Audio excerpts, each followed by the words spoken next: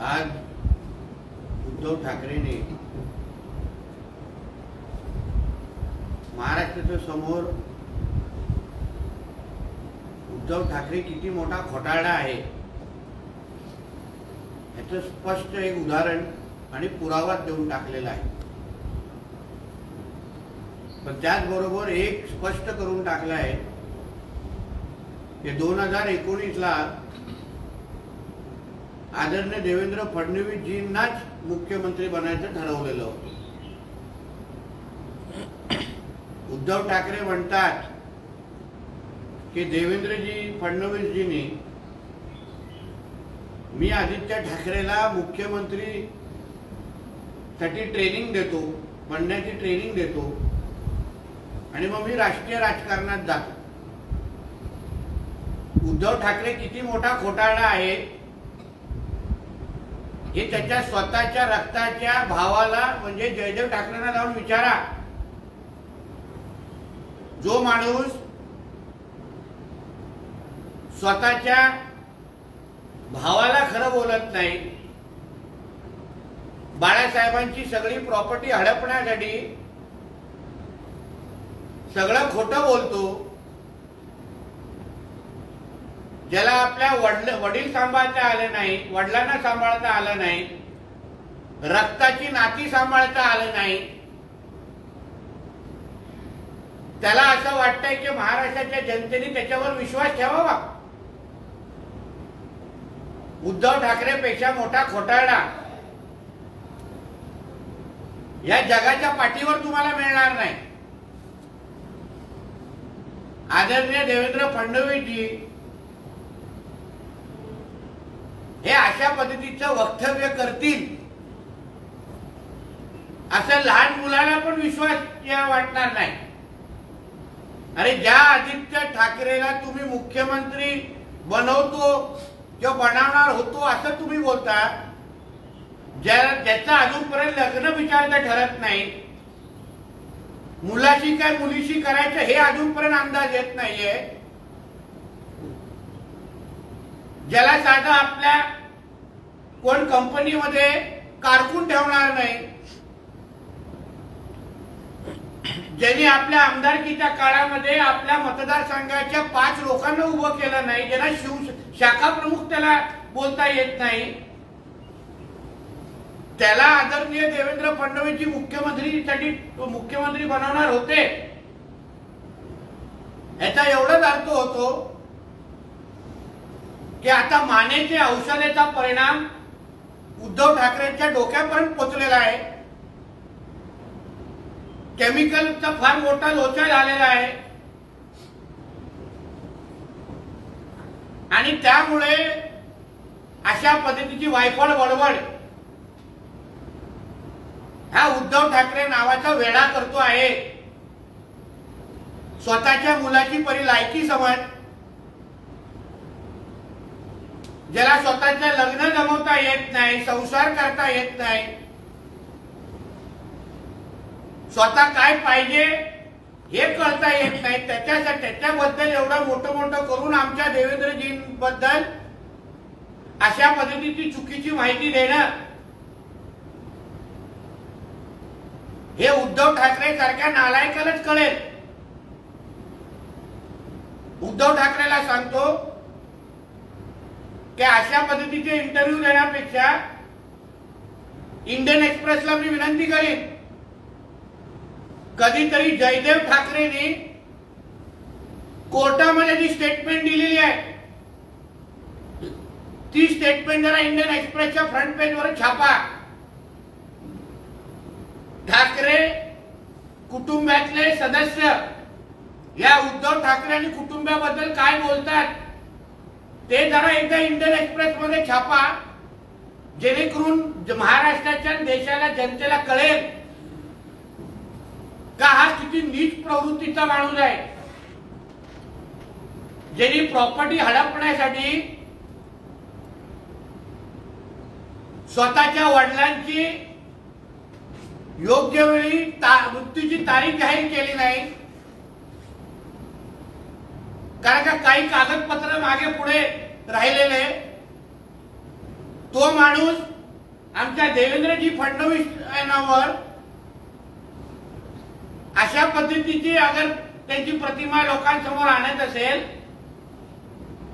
तर उद्धव ठाकरेवर कोणावरही विश्वास नाही, एवढं त्या निमित्ताने सांगितलं.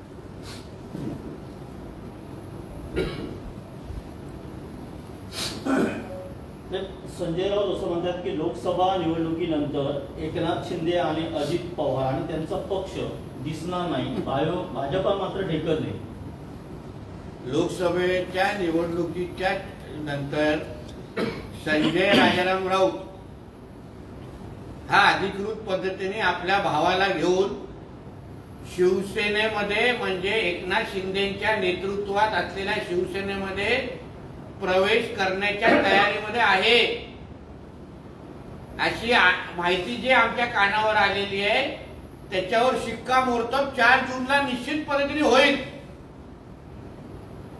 मग तेव्हा आपल्याला कळेल की एकनाथ शिंदे साहेब असो की अजित दादा तिकडला तिकडे जाय, हा नालायक हा कधी उद्धव ठाकरेला सोडून आपली खासदारकी आणि भावाच्या आमदारकीसाठी म्हणजे तारखा पण ठरलेला आहे.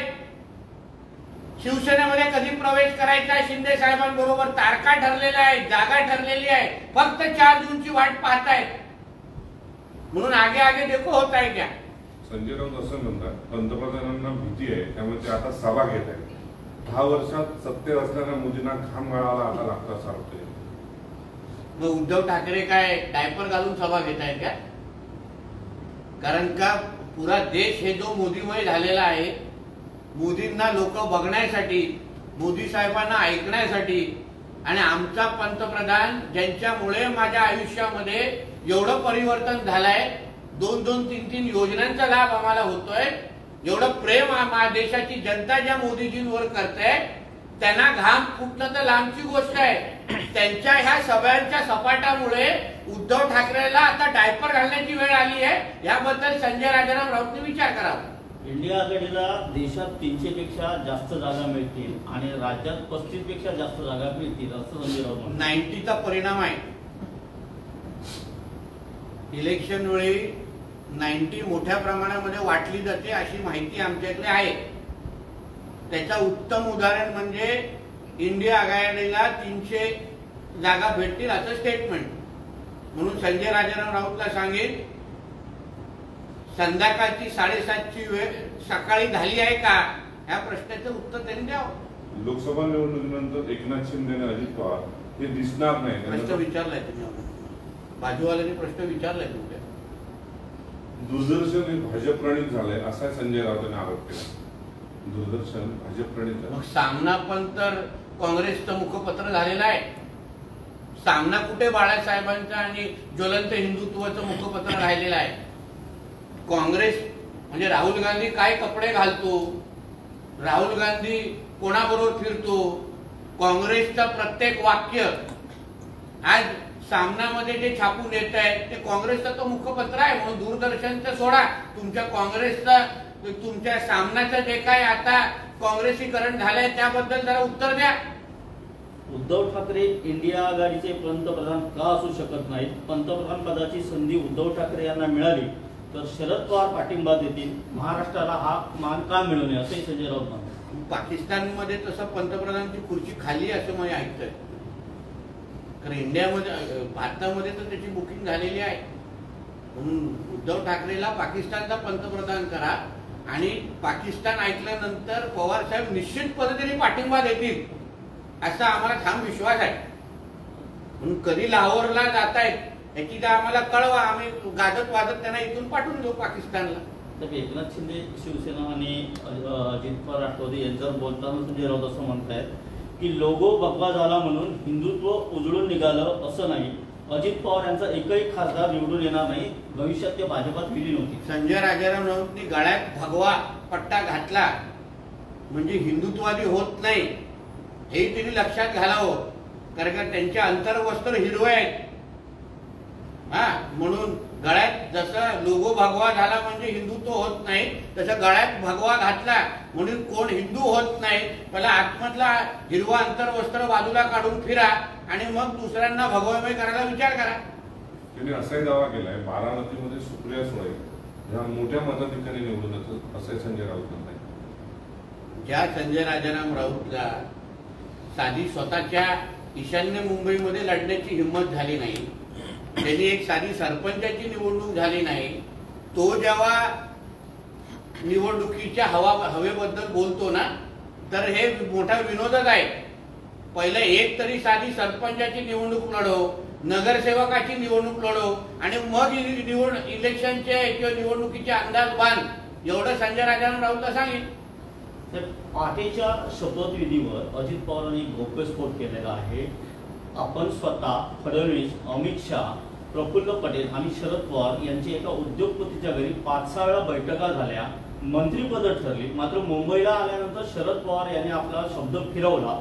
मग अमित शहानी मला फोन केला आणि शब्द पाळण्यासाठी सांगितलं, म्हणून मी फडणवीसांबरोबर सकाळचा शपथविधी घेतला. त्याचा हाच अर्थ होतो की अजित दादा हे शब्द पाळणारा नेता आहे.